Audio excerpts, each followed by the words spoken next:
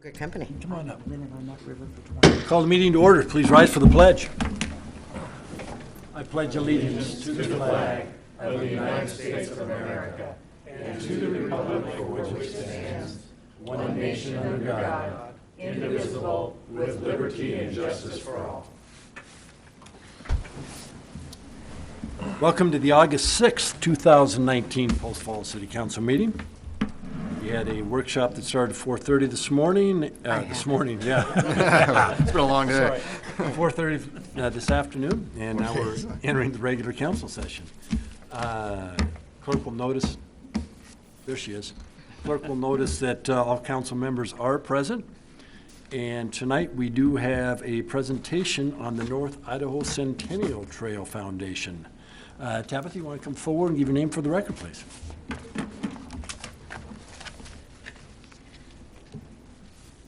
Thank you.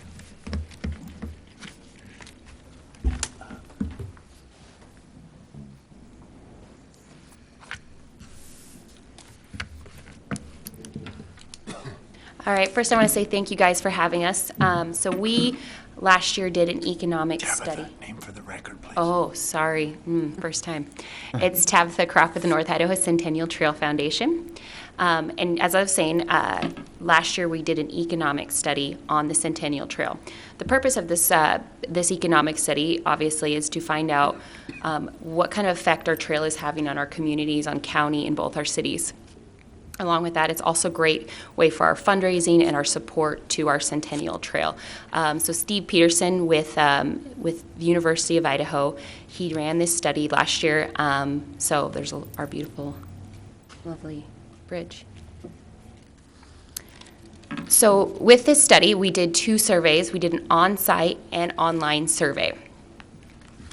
Did I get this? Yes, so we did an online and on-site, and this is, also with a lot of our partners in the community. We'd really like to thank Post Falls Park and Rec and the engineers. They kind of really helped gather a lot of this great information for us. And with the two surveys, we found out that we are serving, the trail is using, there's about over 400,000 people use the trail each year, residents and non-residents. So if you're not aware of this North Idaho Centennial Trail events, we actually run 3 major fundraisers every year. And we do our marathon in downtown Coeur d'Alene, and then we also do our Ales for the Trail, which is in McEwen Park. So that's a brew fest we run every year. And then obviously our last one in September is the Court of Fondo. So we found out with those 3 events and that the money that bringing into the community, we're a little over $1.1 million with just those events alone. So, people coming into the community, spending money, staying, playing, and enjoying our communities, that we're bringing that much revenue into the communities. And then additionally, this is what we did. We found out with the surveys, when they're not events, people coming to the community, using the trail, coming just for the trail, that we're about $1.8 million a year of revenue coming into our communities in North Idaho.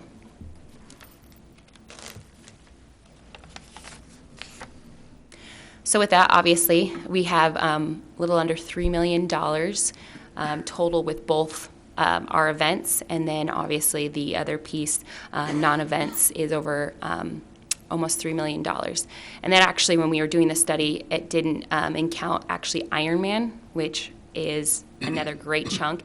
And without the Centennial Trail, Ironman wouldn't be able to do the things that they can. So adding that on there as well. Is that really $400 million? 400, yeah. I guess I got an extra couple zeros in there. I did. I was like, does that look right? Like, bam, bring Iron Man back. Right, bring it to us. Good catch. Oh, yeah. I was like, it looks like there's extra zeros. There is. And obviously, you guys know, and if you don't, that the North Idaho Centennial Trail is a nonprofit. So without these, these great events, without our community with their support and our Joint Powers Board, we wouldn't be able to keep the beautiful trail as great as it is. I've been starting to partner with the Spokane Trail, really getting ideas, chatting with her on different things on what we can do. And she even said it herself. She said that our side of the trail looks the best because of our support with our community, and with our events and our private investors and sponsor the mile, things like that. We couldn't keep it as great as we did without Post Falls, Coeur d'Alene, and the county. And I think a big piece and something that it doesn't really show up in our economic study, and you guys all have copies, is really like the health benefits that brings to our community with the economic study, is that we're finding out how many people are out using the trail, that if the trail wasn't there, where would they be going, and how convenient it is. And there's a lot of homes and people that have the trail right in their backyards for walking, biking, walking their dogs, and connecting. We really get to connect all of our communities. I don't think there's many people I know in this room that I recognize faces that don't use the trail. So it's really exciting to see all of these numbers and how, we all think these things and know these things and how great the trail is. But when you really look at all the numbers and the things that are happening because of the trail, it's pretty exciting. So a big thing is we just want to really thank our community and you guys for making this a huge landmark in our communities and giving back and being supportive in what we're doing, whether it's events, whether it's just support. We can't, as a trail, as our board, as our trail, as our users, we can't do it without obviously the support. And it's a 45-page document that you guys have in front of you. It's not light reading. It's it's pretty overwhelming, but there's some great information. And if, please feel free to email me, call me, or me or my board if you have any additional questions to that. But I just really wanted to let you guys know what's going on at the trail, and that's it. Thank you, Tabitha. Any questions of Tabitha? It's truly a gem that runs through our city and across North Idaho, so thank you very much. Thank you. And we do have an announcement. Residents will have an opportunity to help update and shape the new Park and Recreation Master Plan by taking a survey this month. A random sampling of 4,500 households will have been mailed a survey, and their responses will provide statistically valid results. Additionally, an online survey will be available for all residents beginning August 14th through August 28th. Links to the survey will be on the city's website and Facebook page. I urge you to participate because community input is an important part of this process and helps the city to tailor the plan to reflect the community's desires and needs. Thank you for consideration and helping out on that.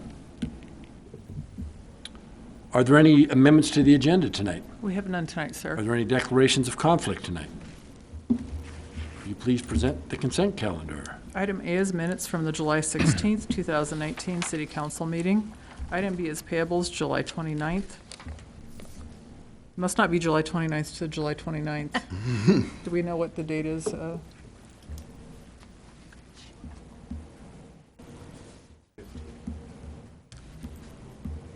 July 15th through July 29th is the correct Yes. date for item B. And the payables included in the packet are dated correctly. Thank you. And then item C is master development agreement for the Berkshire Place subdivision. And item D is master development agreement for the Tullamore 8th Edition subdivision. Item E is construction improvement agreement for Foxtail 4th Edition. Item F is construction improvement agreement for Berkshire Place. Item G is IT department request for disposal of various computer and equipment. And all of those have been taken and they scrape them and we reuse all parts. Item H is Real Life Ministries grant of right-of-way and easements. Item I is Pier 20 and 21 replat application. Item J is agreement with Premier Powder Coating and Custom Fabrication for 21 park benches and 16 park trash receptacles for various city parks. Item K is bid for Cooper Fabrication for guardrail and ADA handrail for Black Bay Depot. Item L is contract with Land Expressions for splash pad construction at Beck Park. Item M is contract with Intermountain Playground Company for playground installation at Black Bay Depot. Item N is public at-grade crossing agreements with Union Pacific Railroad. Item O is auditing contract with Anderson Brothers CPAs. Item P is contract with Architectural Hardware Incorporated for door and hardware at Black Bay Depot.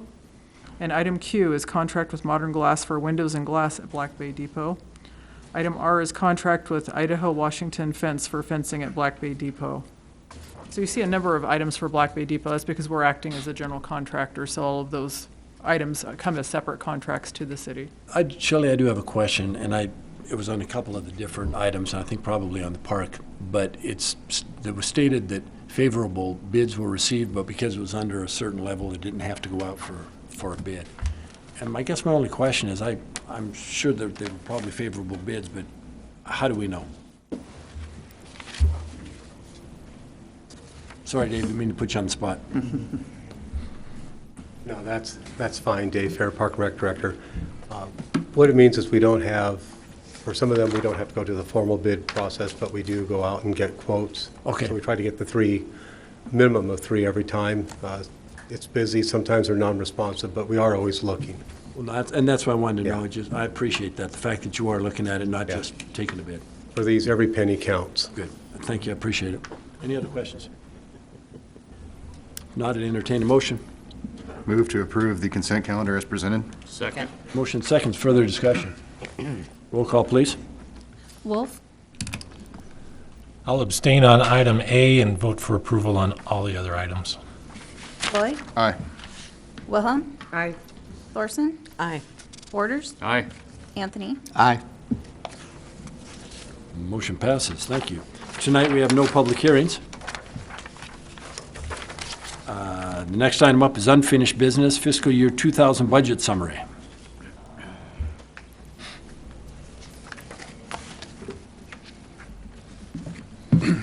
Good evening, Mayor and Council. In the council packet, it says there's an action item.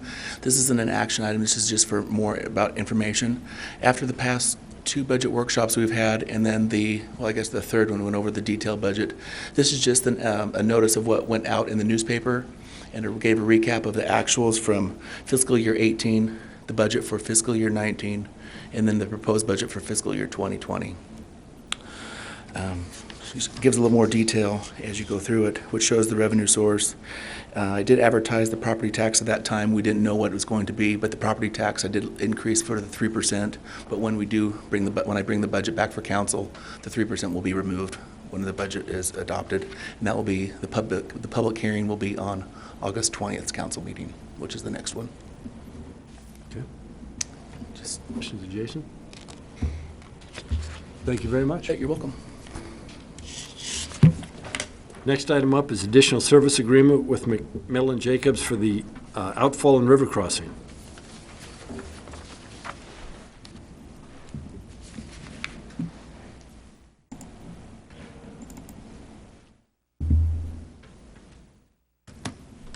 Do it all in the right order. Good evening, Mayor, council members. Craig Bornpool, Utilities Manager for the city, and I'm here to speak with you tonight on our outfall replacement and river crossing project. Specifically, I'm seeking authorization to award an additional services contract with McMillan Jacobs to complete a quality assurance project plan, affectionately known a QAP, for the water reclamation facility outfall project. So, background, just in case, remind you up to where we are. The water reclamation facility is here, I-90, and our existing outfall is within the Spokane River on the south side of I-90. So we are in the process of designing a replacement for that outfall to increase its capacity, and there will be construction within the Spokane River. This is kind of our conceptual design to this point. You can see areas where we will be doing construction within the Spokane River, and that's what kind of drives the need for this quality assurance project plan. Key points for this, quality assurance, QAPs are project specific, and they are required for any project where environmental sampling or analysis will be conducted. So for this project, the QAP will guide the sampling, analysis, management of any potentially contaminated soils that are encountered during construction, where we are constructing within the riverbed. And design work for the outfall project has progressed to the point where we can now assign this task, and it's focused on the areas that we are likely to be disturbed and the construction methods that are being proposed for the project. So we're to a point where this work can now take place efficiently. So funding for the project will come from the Water Reclamation Capital Improvement Budget and is not to exceed $19,340 with McMillan Jacobs. What I have, and here for questions. Any questions for Greg? Al? Greg, I'm curious, the plan is to drill underneath the river? Is So- this about that? Correct, yeah. The original concept was we want to have a line underneath the river to get over to the community forest property for reuse water. And we decided if we're already doing construction on that, we know our existing outfall, which is within the river, is undersized for future capacity. So we want to replace that at the same time, take advantage of, if we're doing work in that alignment, do both. And that conceptual idea, we didn't know if it would be more efficient to trench the line across to get to the south side of the river, but it's looking like boring underneath the riverbed is going to be the most efficient way to get that reuse line underneath. But the other work item of replacing the outfall is still going to take place within the river, but only about a third of the way, maybe to halfway across the river. So it's a tighter construction footprint. So that other line is still planned, but it's not going to impact the river because we're going to go at least 40 feet below the riverbed.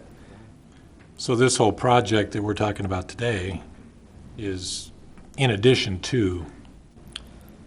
It was always conceived We need as it such. anyway. We need it anyways. But it is, I'm not saying that they're, diverting projects, but we knew we needed to do both.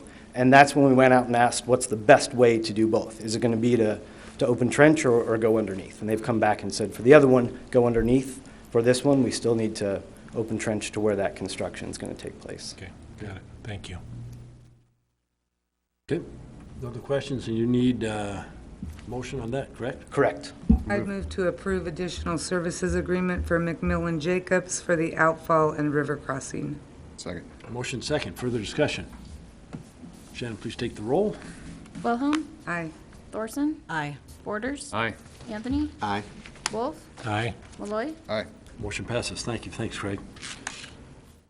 Next item under unfinished business is the Black Bay Park Vision Plan final presentation. Good evening, Mayor and Council. Brian Myers, Parks Manager here. This is a number of times we've been up here before you with this plan in mind. Last time we presented the draft plan and opened it up for public comment. That was at our May 21st meeting, and since that time we received about 7 comments and have worked with our consultant to make some revisions to that plan that you'll hear tonight. And we've also brought it back to our Park and Rec Commission for their recommendation to bring forward to you as a Park and Rec master plan for Black Bay Park. So with that, I'll turn the mic over to Scott Jordan with Civitas and go from there.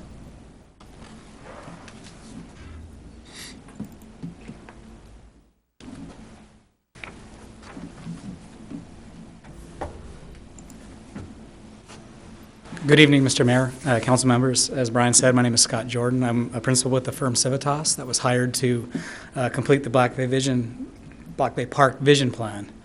I guess to start with, this will be a fairly high-level presentation because we've gone into quite a bit of detail in the past with you all, but really want to emphasize that this plan was really derived from the community. We met with the community early and often throughout the process to really ask key questions in terms of how should the existing features of the park be protected in the vision?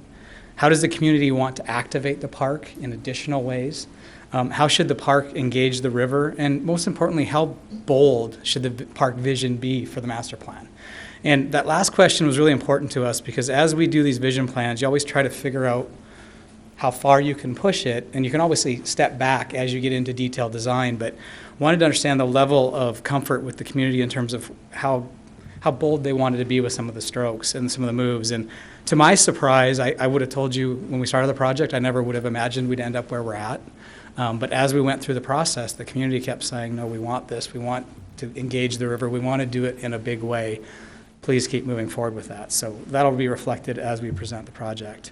So as we went through the process, and we've talked a lot about this before, but really the park is somewhat two places. There's a duality to it. There's the somewhat undisturbed natural existence of 2/3 of the northeastern part, and then the western half, which was previously disturbed as landfill, and where you have a lot of your active programming. We have these two kind of thirds, 1/3, 2/3 portions of the park, and that really factored into how we thought about the place. As we developed the design, we've been talking about these design principles that really set the framework for which we design. The first is preserve while enhancing. You have a really amazing amenity. How do we make sure we don't take away from that while still enhancing the experience? How can we place the park in motion? How can we get people moving through and around the park to create social intersections where people can come together, realize commonalities, and create a sense of community within the park? How do we activate the park without overpowering it? As I said, it's a really wonderful resource. We don't want to take away from it by putting too much activity into it. How can we make it a park for everyone? We want parks that anyone can derive meaning and memories at a park, because that'll keep them coming back. We want it to be their park, the community's park. And then most importantly, how do we engage the bay? That was the one thing that we heard now, and even looking back at the original plan done in the 90s, a lot of it was talking about how do you engage the bay and take advantage of this really wonderful resource that you have in the Spokane River.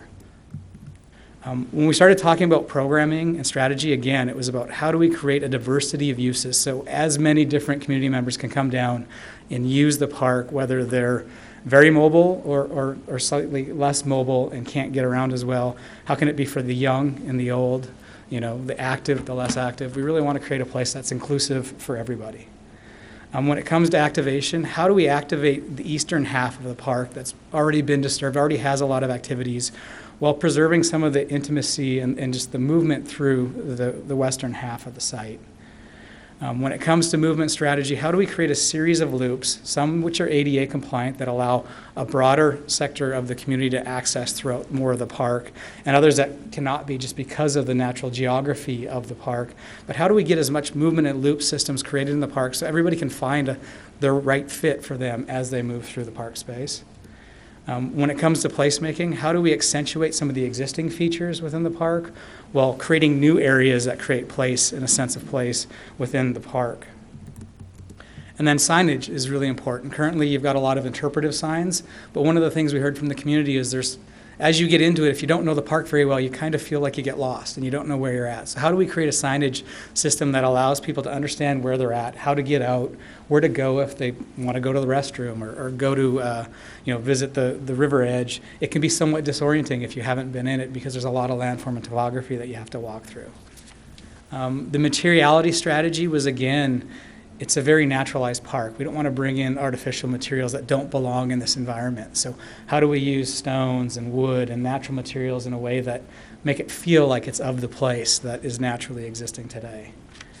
And then ultimately the vision was really about creating this broad spectrum of bringing all those strategies together and creating a variety of different places that create activation and movement through the park, but really tried to pull the programmed uses to the eastern half and find a way to engage the bay. And as we started talking about this and working with the steering committee, we really wanted to create a vision that could be phased. So that way when you do phase one, as depicted here, or as it can evolve moving forward, if you did phase one and that's all you decided to do, that would give you a really great park. But these other things were other items that the community wanted to see. So phase one was really about enhancing the circulation system, creating these special places within the existing kind of natural areas of the park, creating an engagement at the river's edge, at the mouth of the bay, creating a bit of an overlook, adding a restroom, and then potentially relocating parking outside the core of the park to reclaim the middle of the park for park uses, not necessarily parking.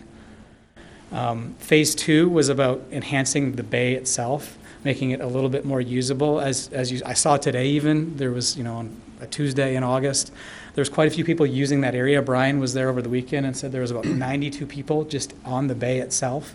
at 1 hour while he was down there. How can we make it a little bit more usable, like add a few amenities that create that space, deal with some grading issues that currently exist in the park that don't allow water to flow freely and create a really wet spot in the area just north of the bay here. And then how do we look at potentially adding a community dockage so people can come in, use the docks, and engage the park in a way from the river's edge? That was something that came up repeatedly and was even included back in the 1990 plan. It was a way of people on the river to be able to get to and use the park. And the third phase was really about completing the lake walk or the boardwalk along the lake's edge. Not only is that about creating connectivity along the lake edge, it's also a way of creating some armoring that can go on to help with the erosion problems you have currently today on the lake edge. Currently your lake edge is receding, or your river edge is receding back as the waves hit it. How can we mitigate that, slow it down, and hopefully add some more environmental, real riparian planting and vegetation along that edge that will withstand the rigors of being in that location?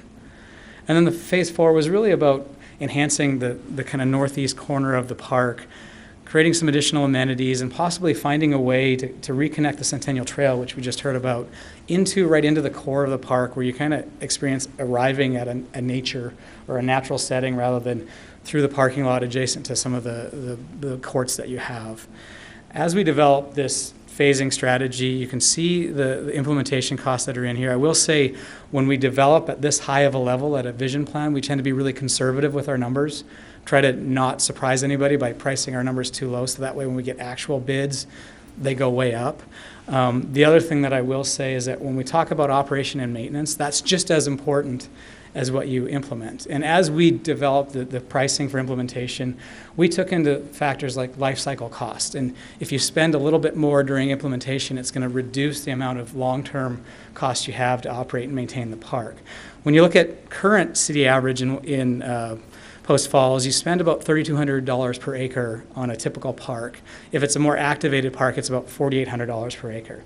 If you apply that over the whole park, the standard per acreage cost, it's about $239,000 a year is what you spend today. We think that the added features of the park will add about $25,000 to $50,000 in addition to what you currently spend on the park because of the added features to that. But again, it's not $250,000 of new dollars, it's $50,000 worth of new dollars. And so this is what the vision resulted in and came out as a master plan. We put it out to the community, and as Brian said, we had 7 formal comments. Generally, there was great support for the project. Even those that had concerns said generally they liked the project. There's a few things they wanted to have addressed. One of it was the question about the boldness of the vision and does it change the park too much, and we'll talk about that in a second. One was concern about the expansiveness of the boardwalk and limiting swim areas and creating conflict. And I think some of that's derived from the rendering. It kind of foreshortens the pier and makes it look larger. So we'll show you some plan view drawings that really depict what that amount of land really is. And then there's some concern from adjacent property owners about the proposed community docks and their location adjacent to their property. And so as we talk about the concern of the boldness of the vision, as I mentioned earlier, we were surprised that the community wanted to push it as far as they did. At the same time, as we developed phasing, we really think you could do phase 1 and make the decision at that point that you build it, you experience it, that might be all you want to do for the park. And you might not do any of the other features. Or you might choose to do a little bit of each of the next phases at some point in the future. We got to remember this master plan is aimed for the next 20 to 30 years where your population is going to dramatically increase based on current trends. And so adding amenities is something that will need to be considered as you move forward. That being said, it is a living document. I want to say that what we've outlined as phase 1 doesn't necessarily have to be what's implemented in phase 1. That decision can be made as you move into that design phase. And as you get into design, what we've found as a firm that does a lot of these vision plans that then take them through implementation is as soon as the conversation shifts from a vision to an implementable plan, people look at it differently. A vision's somewhat less tangible to them. They think, oh, it's all great ideas, it's not going to become real. But when you start looking at implementing it, it becomes a real solid thing. And that's where we can make decisions on, is the boardwalk too big? Should it be smaller? Should it be, a variety of different things? This is really just setting the vision of where it wants to go. The concern about the expansiveness of the boardwalk and it potentially limiting swimming areas and creating conflict. we thought it was important to show kind of the evolution of the bay since 1998 with these aerials. The top left image is 1998. 2018 is as it is today. And what you'll notice is the tip of the bay right here has actually eroded quite significantly. And we'll show some enlargements of these in a second. As we developed the boardwalk idea, the idea was to reclaim the area that you somewhat have lost. This was always been kind of a community gathering area. You can see in today's aerial, this is the existing edge of the bay. That's the boardwalk. In 2016, the edge of the bay was a little further out, and then 1998, it was actually all the way out to where the tip of the boardwalk is. And so really, we're looking at reclaiming that area, creating a buffer so we can mitigate some of the erosion that's gone on, but we kind of reclaim that space for the community. It still leaves a lot open for water use. And one of the concerns is if you do a lake or a river walk along the edge of the river, the whole length, will that give people the ability to get in and out of the water throughout that entire length? That's something that can be decided as the design goes on. Currently, we're depicting most of the boardwalk as having railings, so handrails, so you can't get in and out of the water. It limits you to accessing it in areas that we want to control access to. But again, all of that can be decided as you move forward with design, detailed design. The other concern was about the proximity of the proposed community docks to the adjacent property. As you can see, this is the plan that was depicted in the master plan that's out on the public's website. This is the existing property limit to the adjacent property owner. It does get fairly close here, and with this question being raised, we looked at it and realized that there's a pretty flat area that extends almost to this location, about 240 feet from the property line over to it, where we could actually locate the community docks and rotate the orientation so they don't stick out as far into the river, minimize the impact on boat traffic, and really allow that community dock to occur and not impose on the adjacent property owners. This is what the original vision looked like, and this is what it could look like. And one of the comments was the rendering, and again, it's a rendering, it's a vision document, it's not 100% accurate.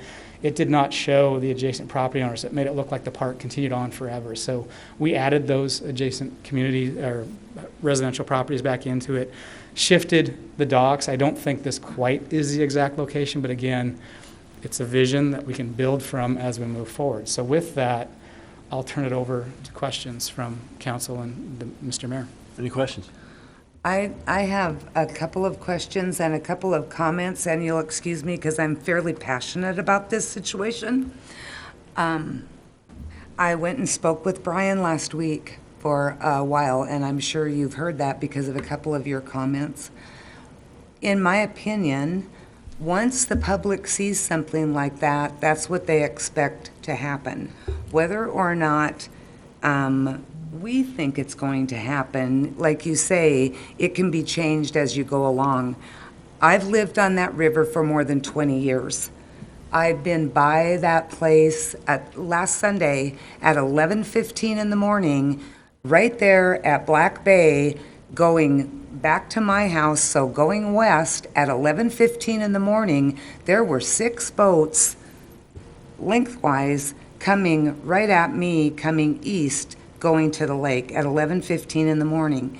Now, the south side of that river right there is very, very shallow. So I don't know if you can show that. So most of the people, when they're driving around that corner right there on the river, are going on the north side, right where that dock or boardwalk is proposed to be.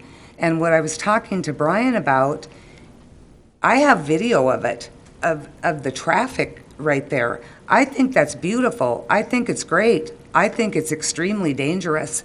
And I'm sorry, but I've been, like I said, up and down that river, I bet thousands of times right there. Mm-hmm. And you say that, you know, along that boardwalk, most of the way, there is going to be railings there. Well, there better be railings there, because people jumping in to that main part of the river with that kind of boat traffic there, somebody's going to get killed. And frankly, I'm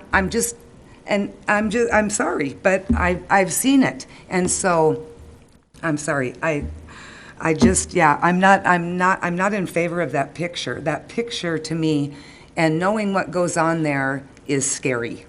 So Can I respond? Sure. A completely understand your feelings, and this is the comments, and don't apologize for your passion.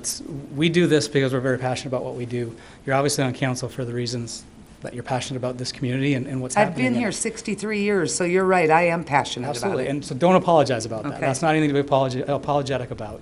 I will say that all of the things you've described absolutely can be worked out as we move forward with the design. As it's depicted now, it's hard to see, but there is a railing from here all the way to the other end of it. That being said, I think you can I would raise the question that currently, I was down there today, there were kids swimming right here as it exists today. By adding the lake walk, there's a possibility, and I'm not saying you have to do this, there's a possibility by adding the boardwalk and the railing that you could actually control where swimming occurs, because you can't, if there's a railing there, you have to climb over the railing to get in the lake and then climb back over it to get out. If there is a railing. But I agree, and that's something that we can absolutely include in the final design. It is depicted that way, it was priced that way in the current estimate, but I want to address your concern about people have seen this and this is what they expect to be getting. I would fully anticipate and would recommend, if in fact Civitas is the one doing the next phases, that even during the next phases of design, we continue community engagement. We continue talking with the community to fine-tune the design, to make sure they see it, they understand exactly what they're getting, so that these sorts of decisions can be played out in a public forum. We've went through a very similar process right now in Wayzata, Minnesota, where up until 2 weeks ago when we issued for bid documents, we were continually going back to council in a public setting, updating on what the design changes were based on things that we were hearing as we were designing. So I don't think this is an end point. I think this truly is a starting point if this is a vision that council supports. Okay, I have a couple more things, if you don't mind. Okay, and so I did receive Brian's email earlier Friday, I think it was, about the comments that you have received from the public. And so if I counted them right, I think it was somewhere around 100 and all total 107. So out of 37,000 people, 107 people have commented. Is that right? That have submitted formal comments. We had more participation than that during our community meetings. But I've been to the community meetings, so I've heard the comments there. So that's the public comment. The community meetings that we've been to and those 107 comments. That's correct. And we can't control that. We broadcast it, we invite people to come down. Oh, no, I get that. I mean, yeah, I get that. Thank you. That's all I have. Anything else? Anyone else? Carrie? I was going to clarify that question because as you were talking, you talked about 7 formal comments, but kept saying that the community has weighed in, and is it 107 or 7? 107 is the total formal comments throughout the process. The 7 comments were specifically on the draft vision plan that was released on the city's website for review and comment. Just recently? Just recently, that's correct, since May when we were here last. Steve? So the way I look at now is basically we have a general vision plan. And so we have an idea here, but we wouldn't really get into the nuts and bolts of it, the specifics, the size of the dock, the size of the platform, trails, until you would actually hire an architect. And you would still at that time have public input. That's at that correct. point, usually the process would be. Yeah, as hopefully the landscape architect that would be doing it, that's the way we work as a practice. We want to engage the community. As I've said from the very beginning, this has to be what the community wants. It doesn't really matter what I want, frankly. I don't live here, totally acknowledging that. So it would be something that would continue on through that process. So over a 2 or 3 period, this could morph into a few different things, basically, depending on if the community changes or value changes or people want something else. Absolutely, and that's part of that process. Okay. To follow up on that, is that a public hearing or is that, again, public comment? It could be whatever the city would like it to be. Dave? Dave Fair, Park and Rec Director. I'd like to just, I guess, add to that comment. As we go to the next phase, you're looking at a lot of engineering and design work from structural engineers to whatever. We have to make sure we're meeting the ADA. We're going to look at safety. We sit down with Department of Land, see what their requirements are. We look at how you harden it off so that we're reducing some of that erosion that we're facing. That's being faced along the whole river. So we have discussed that as we go to that, we are going to have the public process. And yes, it is the public comments. And actually, for a lot of projects we have, that 107 is a pretty good turnout from what we see with a lot of city interaction and stuff. So we want to keep the people engaged because we want to make sure we're dialing it in. It's kind of like, an eye doctor, better, worse, better, worse. We're trying to do the same process. Steve?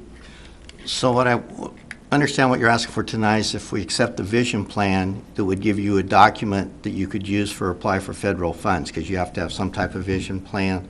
Could you use this plan here to apply for federal funding or grants, or would you need a more detailed plan? We will need a more detailed for the actual construction, but whether we're looking at the land and water funds, whether we're looking at the waterways improvement funds, some of the trail funds, other private grants, we'll be looking at a lot of different scenarios to put it together, which is what we do with most of our parks.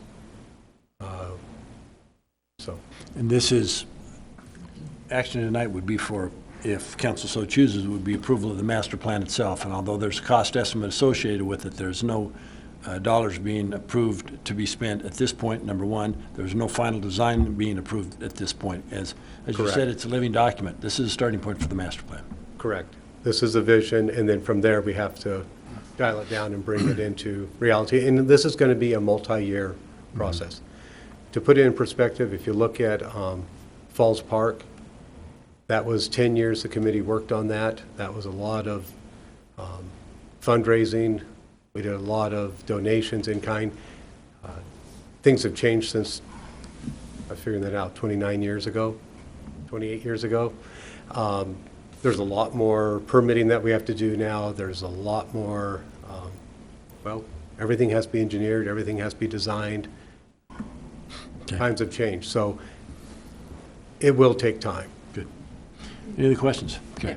Just want clarification along that same lines of what we're going to do. So when this says on our agenda that it's the Black Bay Park Vision Plan, final plan presentation, is this the final plan or the final plan presentation? This is the final vision plan. Master plan. The master So, plan. So yeah. it'll go into detailed design for specific areas that will come back, I'm assuming, for council approval when those projects get further defined. There's a lot of things that a vision plan can't do. We don't have detailed survey, we don't have geotechnical information. So all that information we need to gather before we actually figure out what the final boardwalk is going to look and feel like, because all of that gets factored in that we don't have that information at this point. This is to set the vision, that then the city can decide what steps they want to move forward with next. It's a guiding You plan. had clarified that we are not making a commit. It's the word final that just kind of made me twitchy, so. Yeah.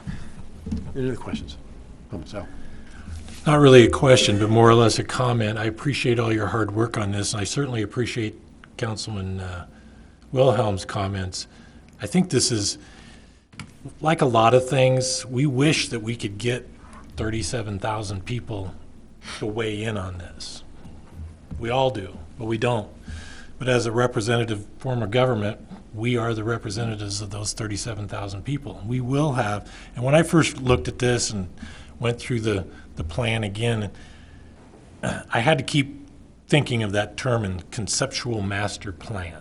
And that's really what we're talking about. We got to have a starting point at some point in time, and that's where I really focus on the conceptual master plan. The gentleman that was here last time about the community dock, I'm glad to see you guys listened to that and made some adjustments. I think we'll make some adjustments as we go along. Again, I don't know if I'll even be on the council when it gets all said and done, but for now, I'm in favor of moving forward with this, and I would make that motion that we would move forward with this conceptual plan as presented. I'll second it. Motion second. Further discussion? Roll call, please. Thorson? Aye. Borders? Aye. Anthony? Aye. Wolf? Aye. Malloy? Aye. Wilhelm? Nay. Motion passes. Thank you. Thank you, gentlemen. Good comments. Next item on the agenda is citizens' issue, and this section of the agenda is reserved for citizens wishing to address the council regarding a city-related issue that is not on the agenda. If you care to address the council, please come forward, give your name, and we will let you talk. Bob.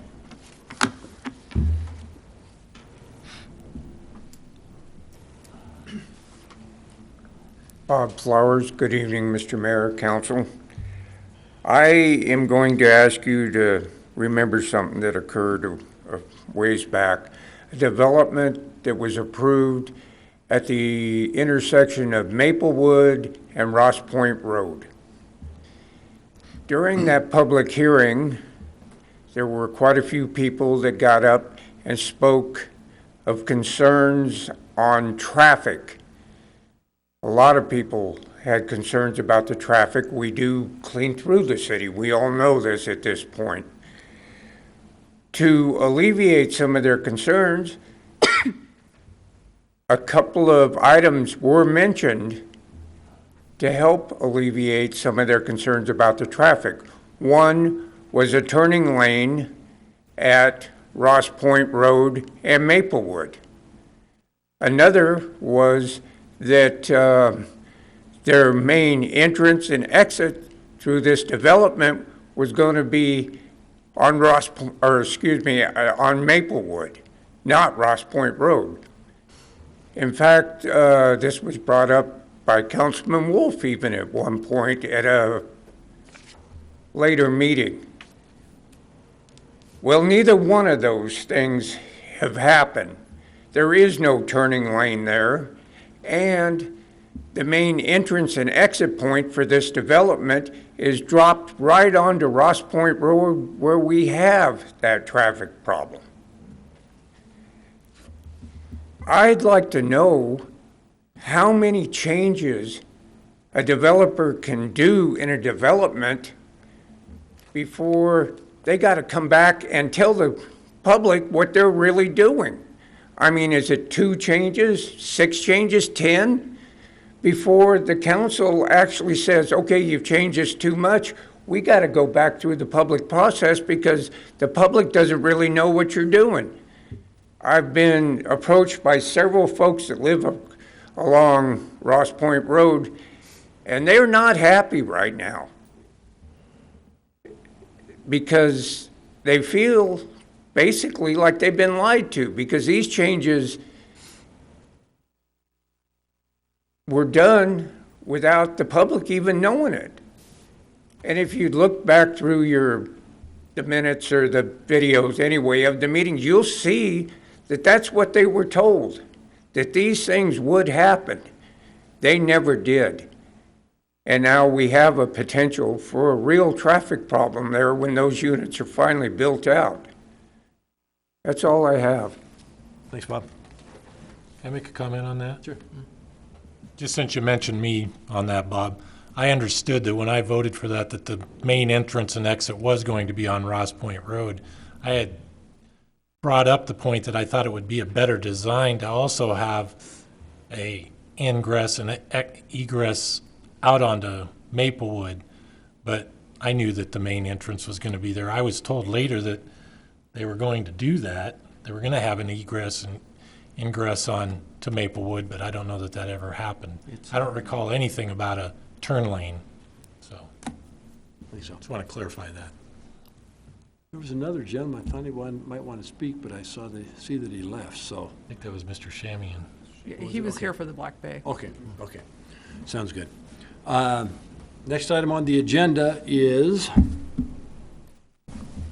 new business. And the first item is the Howell Sewer Interceptor. Andrew.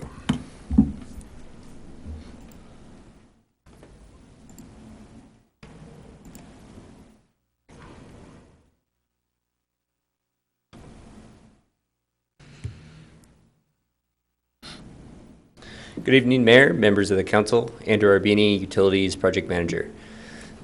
So last fall, we brought an engineering contract to council for approval. That was approved with Welch Comer engineers for the design and construction management for the Howell Sewer Interceptor. Tonight's presentation are the resulting bids of that project. We recently went out to bid, and I will present the results. And ultimately, recommendation to award. So project location, just a quick recap. This is located just north of our water reclamation facility. You can see the black square at the bottom of the screen. So just north of there, that red line represents the new 15-inch gravity sewer line that we would install. Just over 3,000 feet, linear feet of sewer line. And then the red square at the top is the Howell lift station. So currently the flows are being pumped from the Howell lift station to another lift station. By installing this gravity main, we'll be able to eliminate that lift station altogether. It also includes some additional work crossing Saltese Way, and that extends our Montrose force main, which allows us to pump directly to the plant. And that's included in this contract. So as I mentioned, just a quick recap, this was originally included in our 2012 collections master plan. It's also consistent with, we also carried it into the 2018 collections master plan that we're wrapping up currently. So the bid results, we had a response from 6 bidders. The engineer's estimate is for $1,042,641. The low bid was for $1,034,861, about $8,000 less than the engineer's estimate. Welch Comer reviewed the bids and determined that the bid from S&L Underground was responsive and recommended award. The request this evening is to award the contract for that amount mentioned, plus a 5% contingency of $51,743. So the total requested amount this evening is $1,086,604. That concludes my presentation. I'm open for any questions. Any questions, Vandu? One quick question. Have we had any experience working with S&L Underground? We have. So S&L did a project. They did the West Centennial Trail force main in 2017. We installed an 18-inch pressure sewer line, 10,000 feet of sewer line from our tie-in. So Craig's presentation earlier where our outfall is, roughly that location west to Pleasant View and to the Idaho lift station across from Love's gas station. So that was a pretty major project. They had a great experience working with them, very responsive and very attentive to the impacts of the trail. We were working along Centennial Trail. Okay. So. Great. Thanks, Andrew. I was amazed at the difference between the high and the low bid. I mean, that was over twice as much. We opened the high bid first. There was a little bit of a shock, and then the following bids came in. So we were happy to see that there were 6 responses. That was with the current climate and what we're seeing. We very conducive with the construction environment. Any other questions? Entertain a motion. I'd move to approve the Hal Sewer Inceptor bid to S&L Underground. Second. Motion second. Further discussion? Roll call, please. Borders? Aye. Anthony? Aye. Wolf? Aye. Malloy? Aye. Wilhelm? Aye. Thorson? Aye. Motion passes. Thank you. I have to count on my fingers when you do it that way, Shannon, just so you know, make sure we get all 6. Because we're going different. She's on top of it. It keeps me on my toes. So, next item up under new business is the 2019 well drilling. This project is so we took a engineering contract with JUB Engineers last December, and this included well drilling and the well houses. 2 separate packages. In the past, we've done it all as one package. We determined that it would be best to drill the wells, complete that project, and then we will be coming back at a later date after we bring a well house project out to bid. We'll come back with those bid results. Tonight's presentation is for the well drilling itself. It'll be 2 new wells that we're drilling, one in the main zone, which will be located next to our well 6 site, which is actually at the police department. And the second well is out at the well 9 site off of Beck Road. Got to pulled up the map early to show you that. So this is the 2 locations opposite end of town.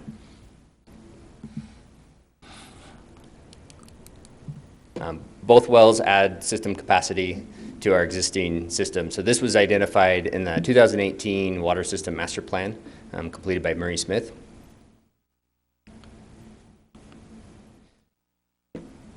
So we went out to bid. There were two, we had Schedule A and Schedule B. So Schedule A was for one well and the B for the second well.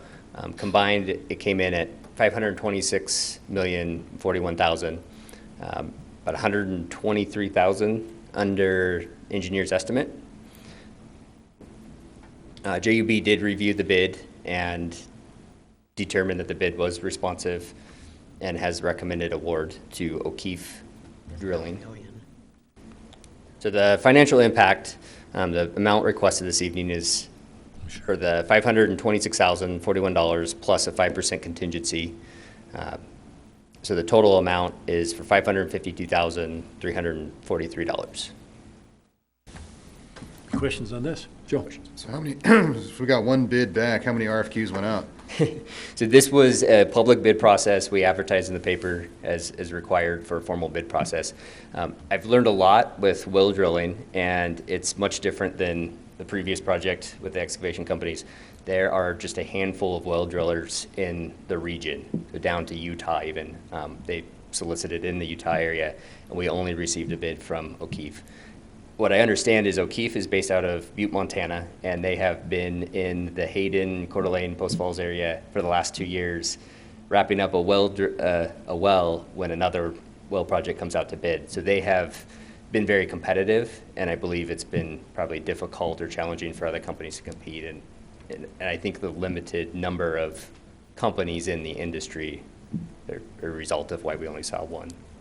Well, the price is right, so I'm not going to complain. A good price. Yeah. That's twice you guys came in under the engineer's bid or estimate. Who's our engineer?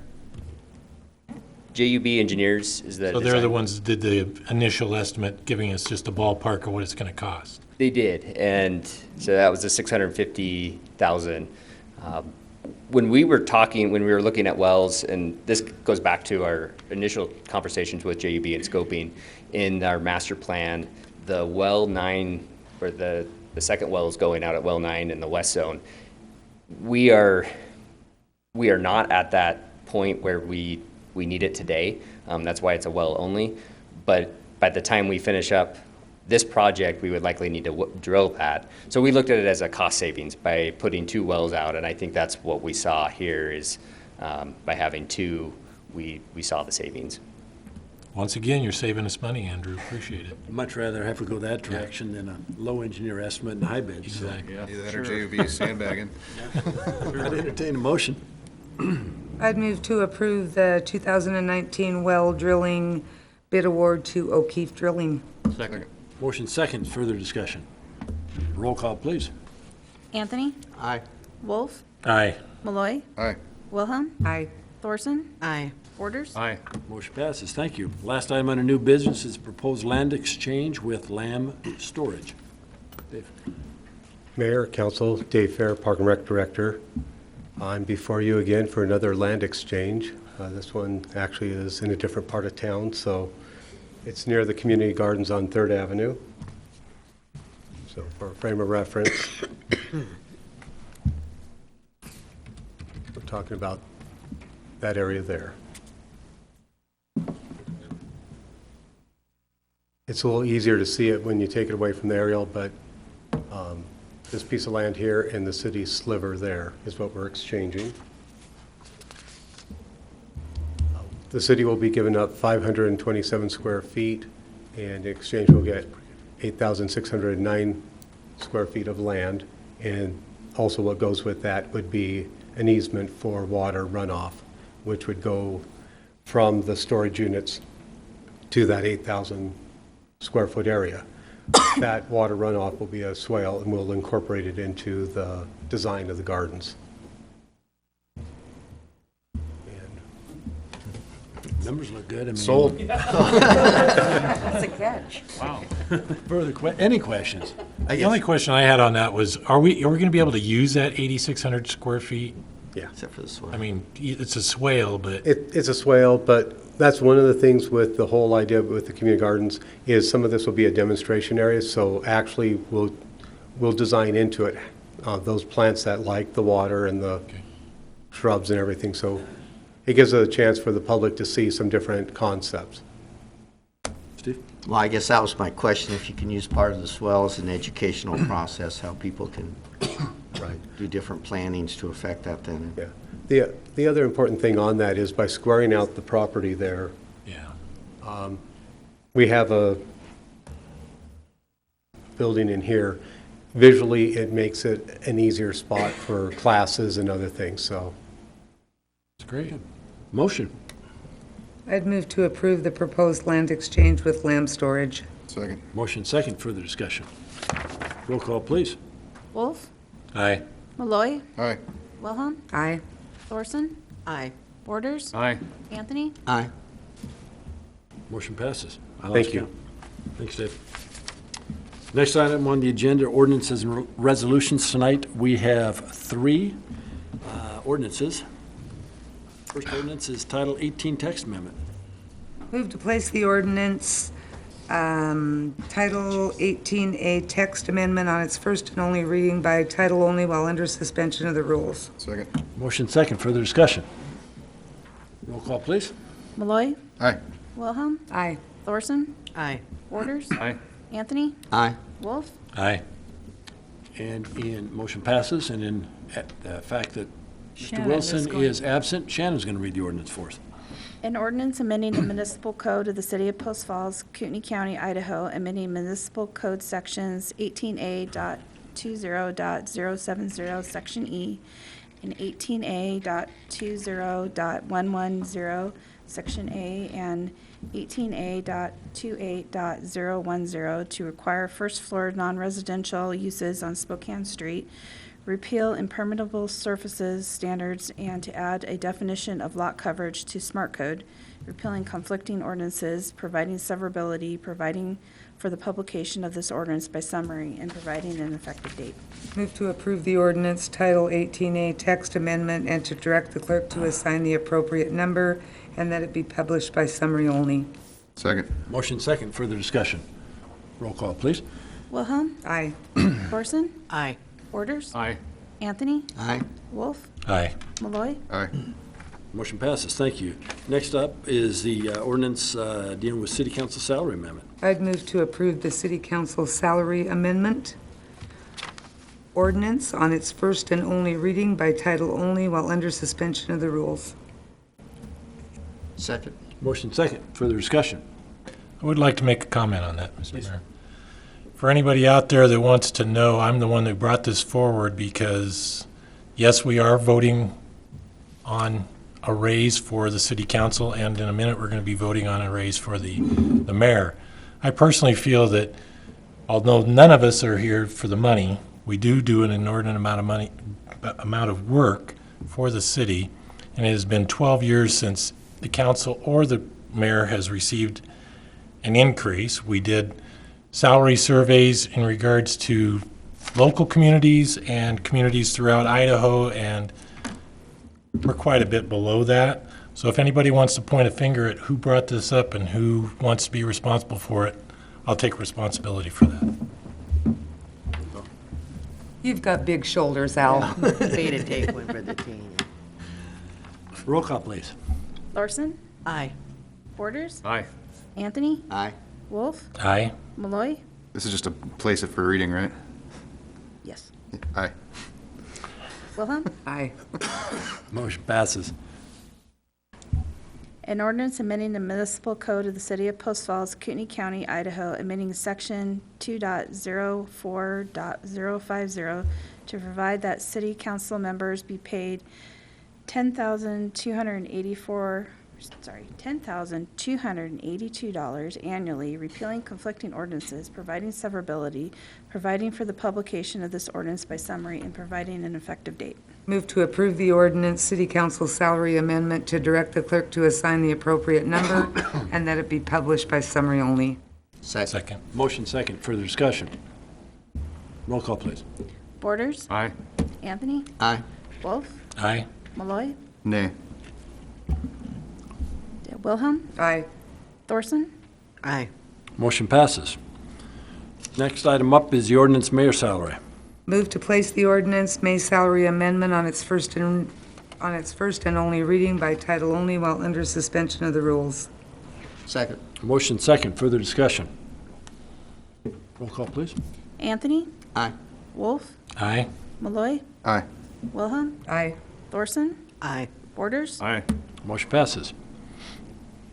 An ordinance amending the municipal code of the city of Post Falls, Kootenai County, Idaho, amending section 2.04.030 to provide that the mayor will be paid $24,678 annually, repealing conflicting ordinances, providing severability, providing for the publication of this ordinance by summary, and providing an effective date. Move to approve the ordinance mayor salary amendment to direct the clerk to assign the appropriate number and that it be published by summary only. Second. Motion second, further discussion. Roll call, please. Wolf. Aye. Malloy. Aye. Wilhelm. Aye. Thorson. Aye. Borders. Aye. Anthony. Aye. Motion passes. Thank you. Next item up is administrative staff reports. We have Highway 41 widening report. Mr. Paulus.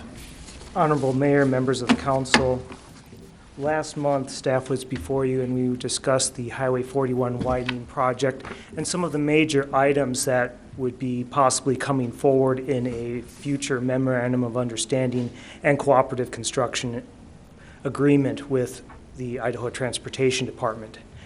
At the end of the presentation, the slide that's up right now was shown to you that showed the estimated costs of where the city would be participating. The numbers on this slide are the same as they were last time, and they are still correct. In particular, I want to point out the Union Pacific Railroad main line. It identifies $375,000 of general fund. We spent a lot of time discussing that UP Railroad main line, and when we had talked about it, we had utilized a different slide earlier in the presentation. This was the slide that we were utilizing. The number here shows $375,000, 25% city participation. In the slide that you had last month, there was a different number in there. It was $175,000. I apologize for the error and discrepancy that existed in there. We spent a lot of time talking about the regional benefit of the Union Pacific Railroad main line and providing that multi-use path on both sides of the bridge. At that time, there had been some discussion as to where the city of Rathdrum was in participating on this project and where ITD was in the process as well. Since the last meeting, I have had some discussions with the city of Rathdrum and additional discussions with the Idaho Transportation Department. The city of Rathdrum's a little bit behind where we are at as far as analyzing this information. They have been presented with the same $375,000 for potential participation in this. Both the city of Rathdrum and the city of Post Falls have been in conversation with ITD asking for better clarification as to the exact dollar breakdown.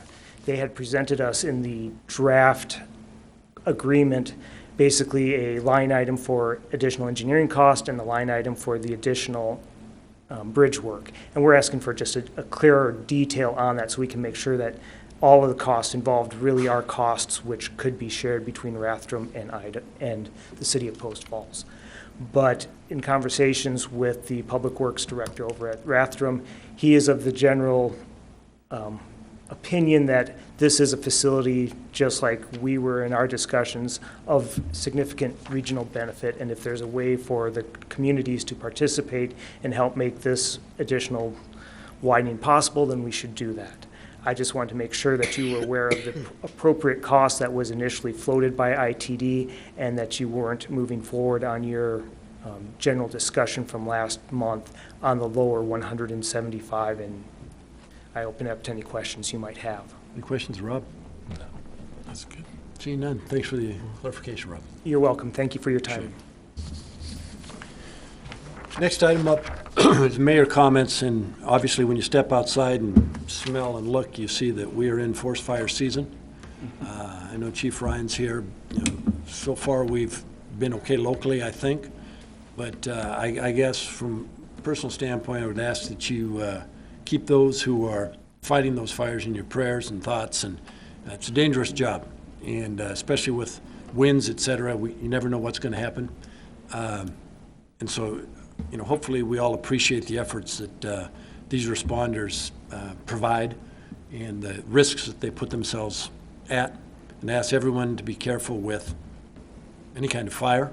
I think I saw that 2 local, or what would I consider somewhat local fires were started in logging operations, and I know those folks are careful, so it can happen. So please be careful, and again, we wish protection to all those who are out there fighting those fires. Council comments?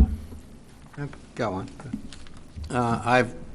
When we approved the Live After 5 at Tullamore, we had some concerns about parking issues and noise issues.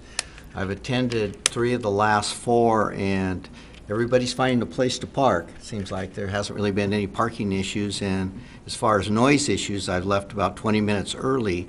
A lot of the people in the neighborhood are actually outside on their porches listening to the music. What I've discovered is it's become more of a family event. About probably 25 to 30% of the people there are kids. They got the jump houses there. It's a family event. And actually, if it wasn't for the kids being there, the adults probably wouldn't dance, because the kids dance about the first 20 songs, and then finally they get the parents up to dance with them. So I think it's a nice, clean event. I work with several people at the hospital that are attending that, and they've enjoyed it and want to pass their appreciations to the council for having this type of event in their neighborhood. It just adds to the ambiance of their neighborhood. And I wanted to, before I made these comments, I wanted to check with Pat Knight. I called him the first morning and said, did you get any phone calls, anybody? And he said they have received 0 complaints. So I think that's good. It's turned out to be positive. So compliments to Brian for going the extra mile and working on this, and Dave and his staff, and keeping the area clean and maintained, and they're providing their own security, so I don't think it's a drain on our police force. So We set up a get-together with a bunch of nieces and nephews at the concert last week, and then we had other relatives fly into town, so they all showed up and we didn't. I would just like to echo what Councilman Anthony mentioned, because I did have some concerns about that when it first came before us, and I know Brian worked hard with the organizer, and so we stopped by last week and checked it out, and I agree. It's a great event, and the parking has been resolved. Looks like the people in the neighborhood really appreciate it, so good job, guys. Nice job. Seeing no other comments, we do not need a executive tonight. And so the next motion is? Adjourn. All those in favor? Aye. Meeting adjourned. Thank you.